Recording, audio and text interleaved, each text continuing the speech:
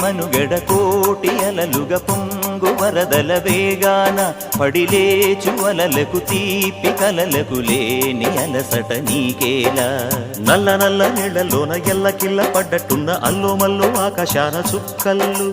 అమ్మాయంటి రావిల్లమ్మ అబ్బాయంటి సూర్యుడమ్మ ఇంటి దీపాలవ్వాలంట దిక్కులు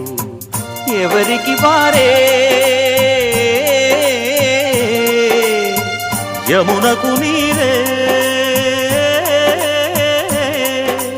రేవు నీరు నావదంట నావతోడు రేవుదంట పంచుకుంటే